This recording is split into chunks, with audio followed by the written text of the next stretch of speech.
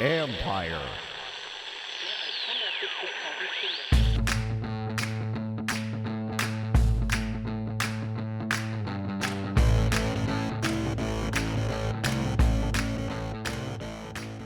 Hello and welcome to my podcast. Got some financial insight for you today, talking contracts with J.I. Halsell, an NFL agent and former salary cap guy with the Redskins. You can follow him on Twitter at SalaryCap101. We talk about a number of Redskins, Trent Williams' value among others, Brandon Scherff, Erick Flowers, Quinton Dunbar, talk about them all. And then about potential free agent targets. What might it cost to sign Austin Hooper at tight end or James Bradbury at corner? And then it's me and you. I answer your mailbag questions and provide updates on the linebacking core, as well as why this situation compares to the Marty Schottenheimer season. But first, my conversation with J.I. Halsell.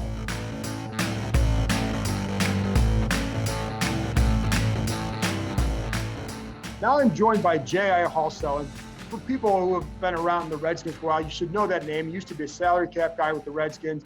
Was on ESPN 98 as an insider. He's an NFL agent. So he's kind of covered and seen everything in this business from a financial perspective, especially. So he's a great guest. And Jay, thank you very much for joining me. The question I want to start with is Trent Williams. That's obviously the big topic here. When you look at this situation, how would you think, what is the best way for this to end up go? Where's the best to end up going? I mean, I think, as is the case with a lot of situations in the NFL, money can cure a lot. And so, look, obviously Trent had his reservations, his issues with the prior regime. With Ron taking over, I think to a certain degree, there's a little bit of a clean slate there, perhaps. Sure. But what I think definitely puts this over the top is if you're willing to pay Trent Williams accordingly. At this point in the left tackle market, Trent's not even one of the top 5 highest paid left tackles in football. You've got guys like DJ Humphries making a little under $15 million per year, which is still more than Trent Williams. Right. And so if you want to woo him back, I think if you take care of him from a compensation standpoint, I think that goes a long way. Do you think that there's any way, because I've heard all sorts of theories, and my thought is at this point, it's best to extend him because if he had played last year, you're going to be extending him at this point anyway. So it's not like it's an outlandish thing by any means. There's another side where you say, well, you don't want to get rid of him now because you'd have to find another tackle. So you have him for another year, and maybe you can start that whole process next year if you don't want to pay him. Is there any way it makes sense for him to come back playing out the last year of his contract? I think that from a Trent Williams standpoint, if you know that if you delay a decision on a contract extension right now, just play out the last year of your deal, and you go to the market, there's a chance that someone might want to pay you $19 to $20 million per year. Right. So, but that's all part of any negotiation that we talk about, whether we're talking about Trent Williams, whether we're talking about any other high-end player. And so the Redskins, from a contract negotiation standpoint, need to make a compelling proposal that makes sense for Trent to give that up. And, in addition to the proposal, it's got to be, the conversation that he just recently had with Coach Rivera.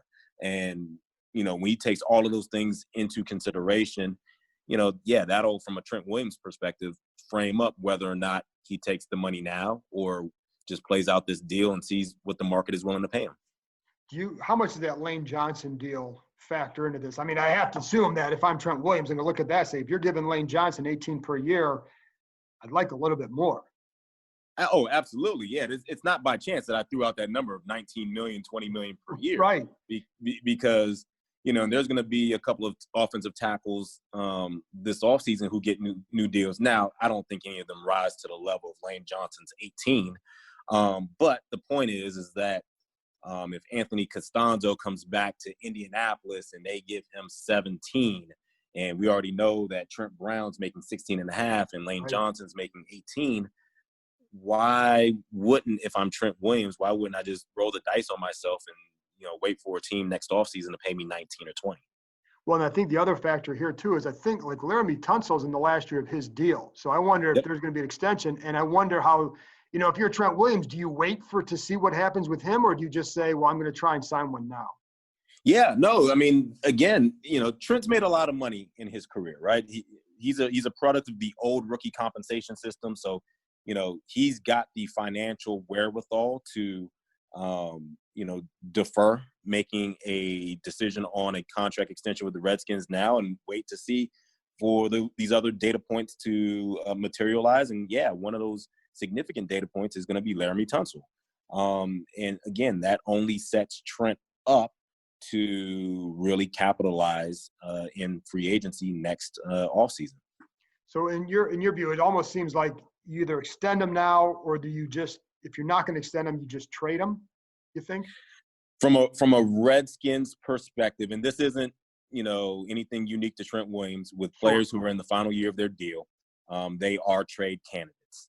And particularly if it's a player you do not feel like you can come to some sort of monetary agreement with, then to answer your question, then yes, if you don't feel like you can come to an agreement with Trent on an extension, then you look to trade him. And I think another guy that's in a similar spot is Quinton Dunbar, who actually wants to be traded or released if he doesn't get an extension. And I would think that in his situation, if you're the Redskins, he's probably a little bit easier to trade, given that it seems like maybe it seems like Trent Williams probably still would like to be here if the money works out. I think with Quinton Dunbar, it may be that you hear those kind of demands and your preference would be to trade him. Yeah, he's definitely got, a contract that's easily tradable. That's part of his gripe, if you will, is that he makes it is a great money. Yeah, absolutely. I mean, he's played well when he's been healthy. Yeah, and, I would imagine that from his perspective, he's going to make, I think, under $4 million this year. There's a good chance that the Redskins go and sign a corner or two in free agency this offseason who are going to make double, triple what he makes. And so when you kind of bring all of those factors together, the Redskins moving on from him via trade could make some sense for both parties, because now you get something in return for a disgruntled player. And then for Quinton Dunbar, a team that trades for him is not going to just trade for him for the 1 year at under $4 million. They're going to want to do an extension. Right. So it's a win-win in that scenario. And I think you hit on it too. Like, how it can go. If you have a player coming back in that situation, if you don't trade him and you don't extend him, the potential for it to be bad is there. And real quick, I mean, it's one of the lessons I learned from working on the team side of the business, working at the Redskins. One of the things that Erick Schaefer kind of taught me is that you never really want a player walking around your locker room feeling like the team is getting over on him from a compensation standpoint. And it's clear at this juncture that Quinton Dunbar feels that way. Absolutely. And so as you're trying to change the culture, you're trying to mold a locker room, moving on from Quinton Dunbar could again be a win-win situation.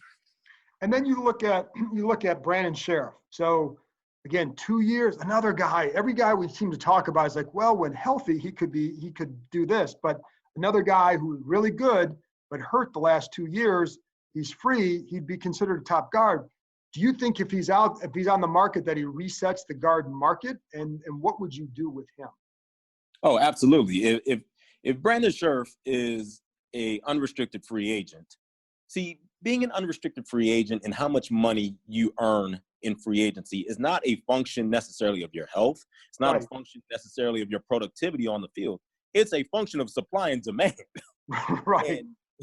And it's just hard to find linemen in general, but let alone offensive linemen who play at a high level. And therefore, there would be significant demand for his services if he were a free agent. So that being said, as you're Brandon Scherff and you're contemplating doing an extension with the Washington Redskins, it's got to make sense for you to give up that opportunity to see what the market is willing to pay you. So and the Redskins have the possibility of tagging him, and I've heard that, he doesn't want to be tagged. And being tagged as an offensive lineman effectively pays you as a tackle, even though in his case as a guard, right? So it's going to be lucrative for him either way. He is well within his right to demand to be the highest paid offensive guard in football. And I think you're right. If I'm him, I know he wouldn't want to be tagged. I also wonder if that might be the best way to go, to tag and then to continue negotiating. Now, we saw here with Kirk Cousins that didn't quite work, but typically that seems what a lot of teams like to do, correct? They do. And, I mean, you've also seen this recent trend of players being tagged and traded. Right. So you've seen that with defensive ends the past couple of years. And the tag is really just a placeholder to extend your negotiation timeline until mid-July with Brandon Scherff in this example. And right. If you ultimately find that you're not making any headway, then you can decide to move on from him via trade. Yeah, and I think like the part of me wonders too if they would just say, well, let's see.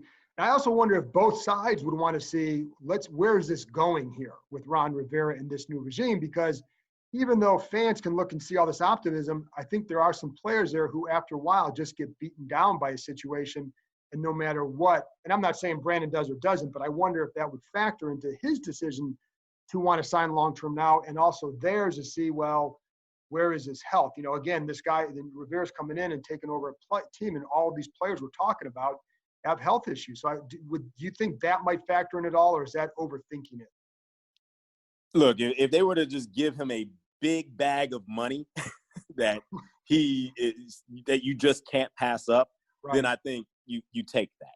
Yeah. In lieu of that, then yes, for both sides, kind of playing the wait and see how this all kind of meshes game via the application of the franchise tag could make some sense.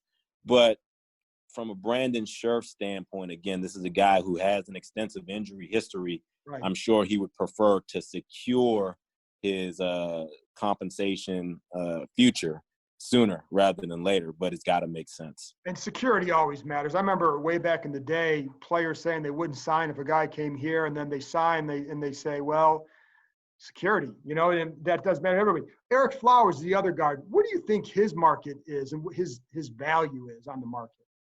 I think Erick proved the last season that, look, I'm not saying that he's an elite offensive guard, but he has proven to be a solid starter at guard. And when you look at the guard market, while you've got guys like Andrew Norwell in Jacksonville is making $13 million per year, it's not going to cost you a ton of money. Like, could Erick Flowers command $7, $8, $9 million per year? He could, because that's kind of what just solid guards make. So I don't see him getting in excess of $10 million per year, but I could definitely see him making kind of in that 8 to 9 range.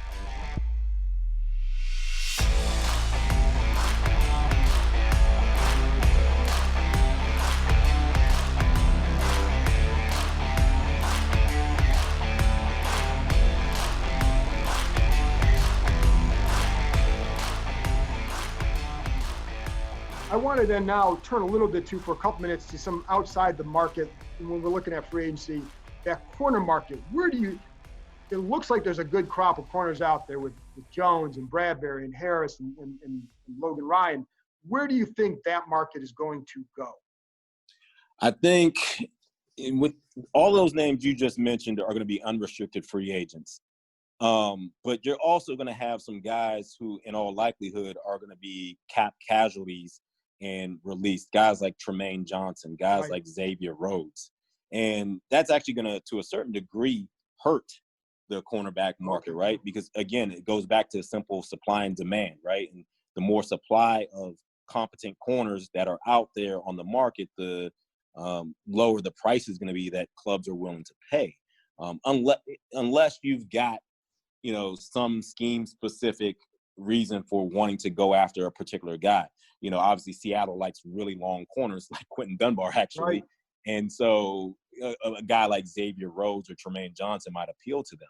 But again, I think that those guys who will become street free agents via cap casualty will kind of reduce the market for the unrestricted free agents to a certain degree. So who do you look at the top of that market? Do you look at it as Byron Jones setting that market? And where would a guy like, because again, the guy here who always is connected to the Redskins is James Bradbury because of his connection to Rivera. But I do think like Byron Jones fits a lot of teams too. So who do you look at setting that market? Yeah, there's no one that is going to command the type of money that a Jalen Ramsey's going to command when he ultimately gets his deal, right? But I also think that there's no one that we've talked about just now that is going to exceed Xavier Howard at $15 million per year. You know, when you think about Chris Harris, he's older. Think about Byron Jones. While he's versatile, he hasn't finished on the ball. He's not super productive statistically.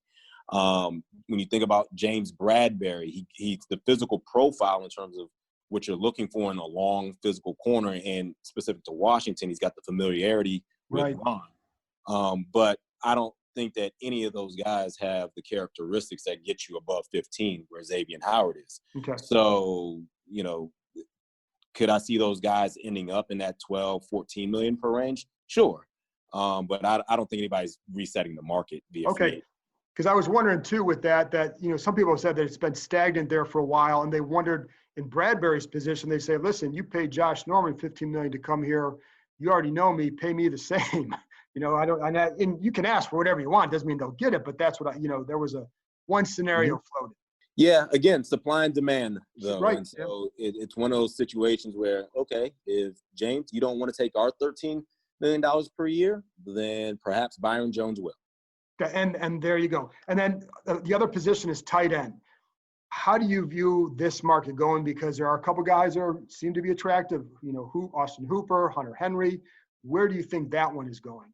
You know, the tight end market is actually really interesting because that is one of the positional markets that has truly been stagnant. And when you think about the growth of the wide receiver position, right, where Odell Beckham's getting 18 and Michael Thomas is above that, as a pass catcher, tight ends, the top of the market is Jimmy Graham at $10 million per year. Right. Like offensive guards are making more than that. Right.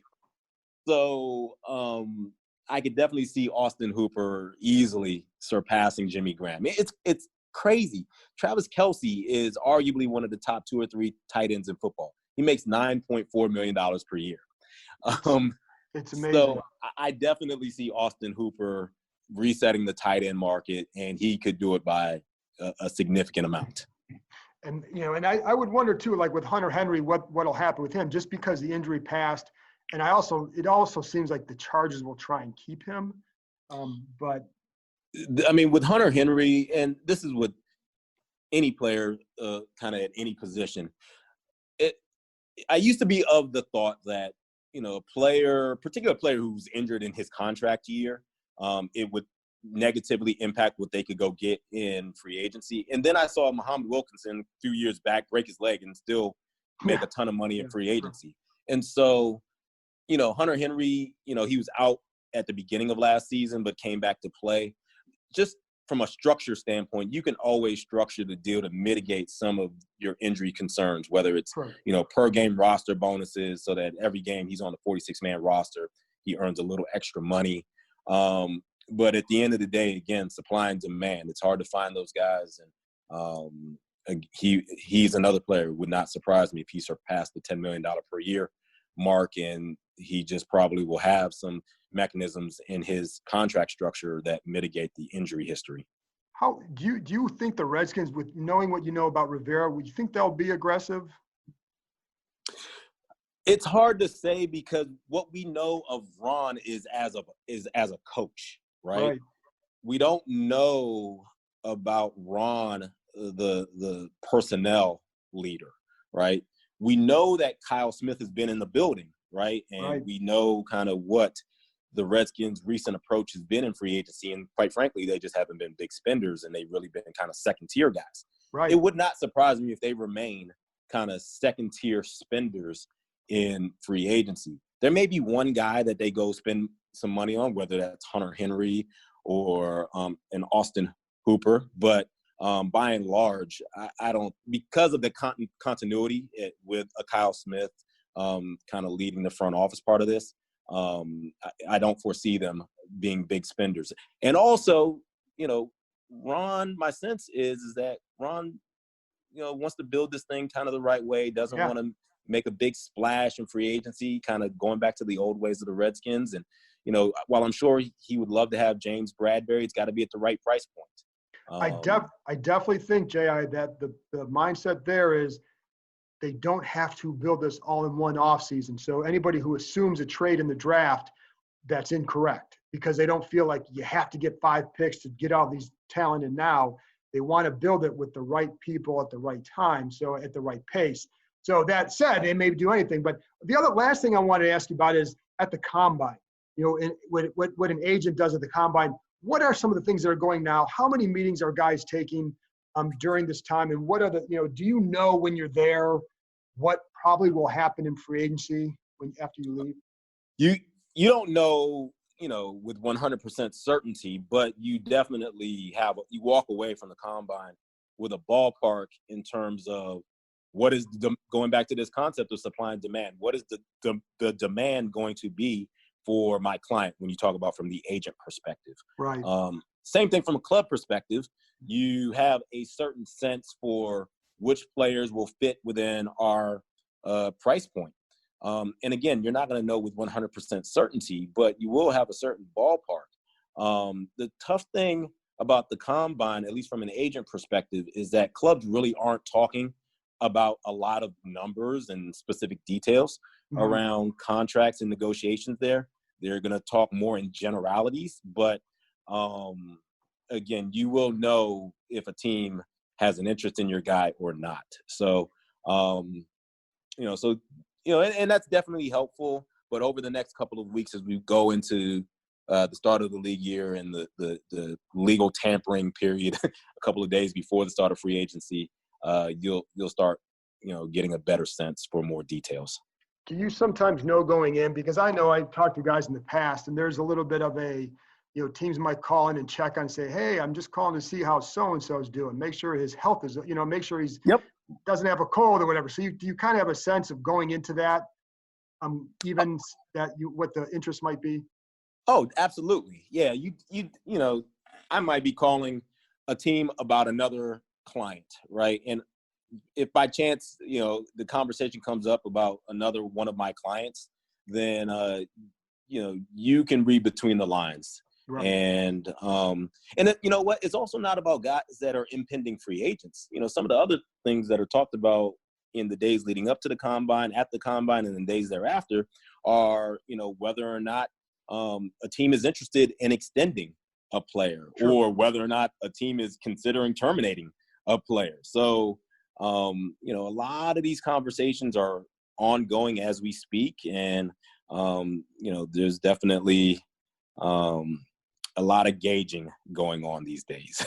And just, I appreciate your time, Jay. And the very last thing I want to ask you about is, and I forgot to ask you about this earlier, but you brought up the extensions. We were talking about other guys. Ryan Kerrigan also in the last year of his contract. I have been told a couple of times that the expectation is that he would be extended. Given his age, he's 31, he's been productive, but they also might draft Chase Young, and they already have Montez Sweat. What do you think would a good extension would look like for him?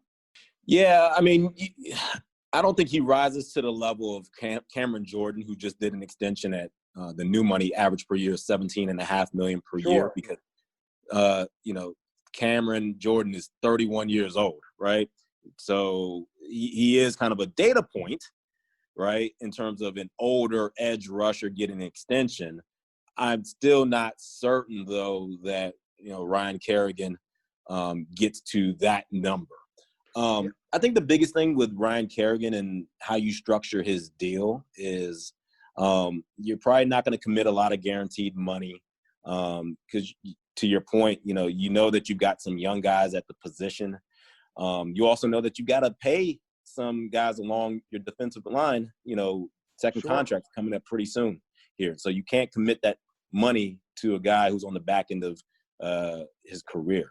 And so I think, again, if it makes sense in terms of how you're managing your cap, and the Redskins have plenty of cap space. There's 60+ million in terms of cap space, but you still need to be conscious of how much you're paying to a guy on the back end of his career versus those guys who are still on the come and on the cusp of getting second contracts. I think in an ideal world too, they would probably, because he's at 11.5 this year. I think in an ideal world, they'd want to lower that a little bit in exchange for getting some more years from him. Yeah, and that mechanically, from a cap management standpoint, that's why you do an extension with a lot of players, is really just to get the cap relief. But again, they're not in a bad, cap position. And that $60+ million of cap space is inclusive of, Alex Smith's $20+ million cap number, right? So they're in great position from a cap standpoint. So it just needs to make sense from a where you value him standpoint. Otherwise, while I know that they would like to get something done, it also wouldn't surprise me if they let him play out the final year of this deal. Yeah, and it's funny you bring up Alex Smith too, because that's the other one. But he's going to be around this year because we've talked about the cap number and hit from him before, and it's going to be hard to really do anything about him until next year. So, anyways. With that said, Jay, I appreciate your time, and thank you very much for joining me, and keep enjoying that nice warm weather out in Arizona. Oh, no, I appreciate you for having me, man. After this break, I'll be back to answer your mailbag questions. Is anyone with the Redskins pushing for Tua? And then Chase Young or Isaiah Simmons? Who could have the bigger impact?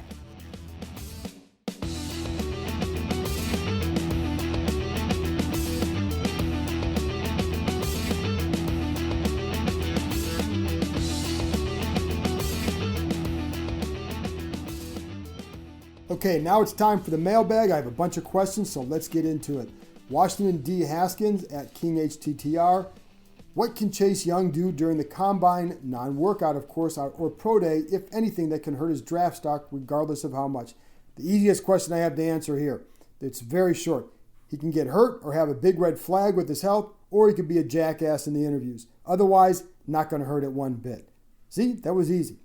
A process at A_process. If Dunbar is traded or holds out, will acquiring 2 starting quality cornerback free agents become mandatory?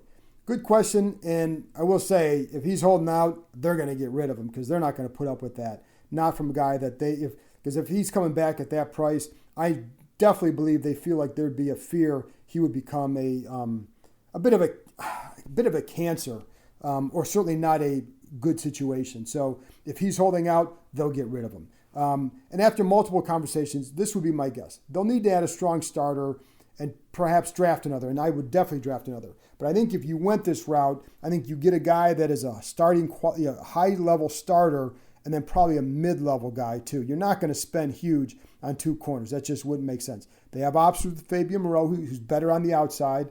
I don't think Jimmy Moreland fits at outside at all what these coaches would want because of his size. Again, if they trade Dunbar, I think you're getting a 3rd or a 4th round pick back. That would give them 2 in the 3rd, and with a comp choice, 2 more in the 4th. It would be wise to draft a corner. I would not go crazy and sign 2 corners just because. Again, and I can't stress this enough, this is not a team on the cusp of a Super Bowl, so they can build accordingly. Their motto will be to build it right. They know they do not have to fill every need right now. Keep that in mind throughout this entire offseason with every move they make. Gary Shelton, that Real Shelton Show, give us an idea of our linebacking core going into free agency, please. Thank you for saying please. And a listener in England, Dave Taylor, emailed us a couple weeks back, also wanted to know about the linebackers, specifically Cole Holcomb. So here's what I know. Holcomb will play outside, but they're still deciding if it's a Sam or the Will. Coverage was not a strength of his in college or last season, but he has his speed and he is smart. And I think they feel like he could develop there. I also think it depends who else is around. But anyway, that's why they're looking at Sam in addition to Will. If Reuben Foster is available, he'd be viewed as a Will. But that's we don't even know if he'll make it back for camp. I think there's a ways to go there, so let's see what happens. But that's the spot he would play if he's around. And we don't know enough yet. Sean Dion Hamilton would play inside. They also might re-sign John Bostic, which is something at T. Cleveland Jr. wanted to know. I don't know if they'll do so. I do know that it's not closed off yet. I like Bostic. I think he's smart and a good influence. I think he's a guy that I think in the right situation could be pretty good. I think one day he'll be a really good coach if he wanted to go that route. I also know that A.J. Klein will be available if they went on a lower end guy in free agency. He backed up Luke Kuechly in Carolina, so clearly Rivera knows him well. And the Redskins did have interest in him before, nearly signed him. It was a last-minute no from a certain member of this organization that you guys did not like. Anyway, on to the next one. Chris Stone at StoneDog23. Why, John, should a long-suffering Redskins fan get sucked in again? Okay, I probably get this question every time there's a change, and I've gotten it a couple times this year in different factions, so I'm going to answer it again. Well, and again, I answer this every week, it seems.